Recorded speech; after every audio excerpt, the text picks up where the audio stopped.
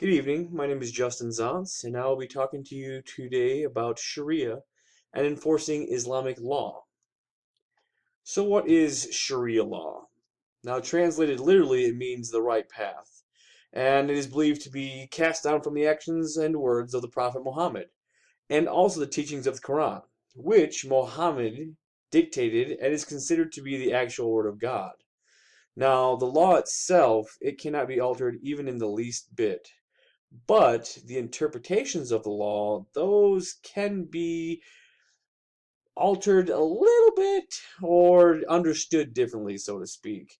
Now, they have a word for this, which is fiqh, which means a knowledge about something and understanding it, meaning that a law is written, but as different interpretations and understandings come, and as the people change and culture changes, that understanding can be changed with the times changing, but the law itself has not been changed. So Sharia law, it came about when Muhammad noticed that the Arabian people, or the nomadic tribes in the Arabian Peninsula, were worshiping idols. They were fighting with one another. They had many different customs for things such as marriage, hospitality, and even how they sought out revenge. So Muhammad, he received the words of God and introduced this new religion to the people and said it was no longer multiple gods, but it was one God, the true God, and that if you believed in this God, you were going to follow these laws and follow the will of God. So the Quran, it set down a groundwork or a basis or standards for human conduct, but it did not, as we discussed before, give detailed instruction and guidance of how the laws were to be enforced or followed. So now this allowed for the laws to be interpreted differently, but they were never changed. They just had a different interpretation. Now, when Muhammad died, there were political rulers, which were called caliphs, and they continued to work on their own interpretations of the law and how it was to be implemented. So this was a way for them to kind of make it more mainstream, I guess, in the time, so that they could implement it in many different areas. And throughout different civil wars and revolts, the Islamic law became more and more widespread as those rulers made Sharia law, or the Sharia law, the absolute law. Now, it included more than just laws. It also included how to carry on your private life and other dealings. It wasn't just if you did something wrong, this was the consequence. It told you how to do different things, how to eat, how to um, marry, how many you could marry, and what would happen if you divorced, if a husband were to pass away. It had many different aspects that were involved in the lives of those who followed it.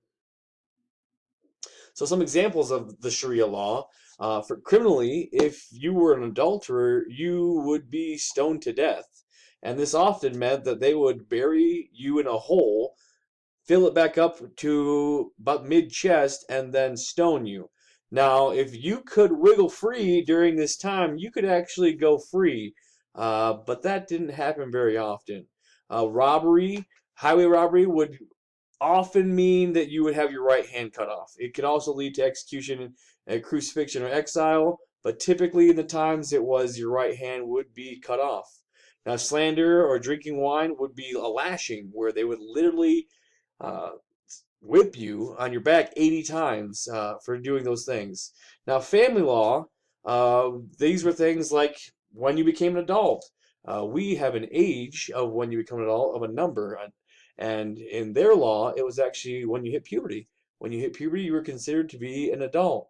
And also with marriage, a man, he could marry up to four wives at once, while a woman was only allowed to marry one man.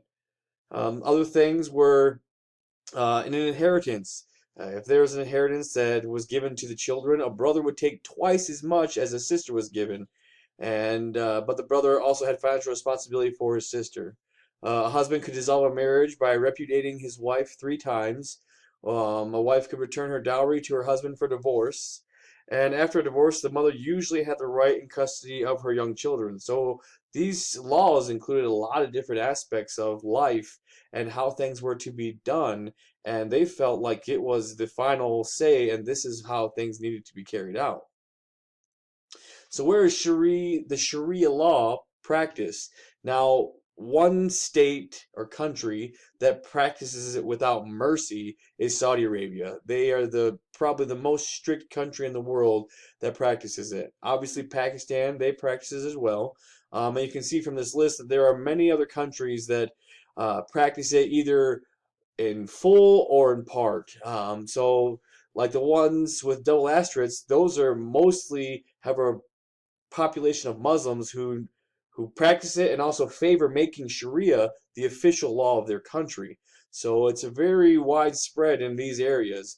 Now these other areas they have basically some small aspects that are being used or small sects that are allowing the Sharia law to be implemented into their lives.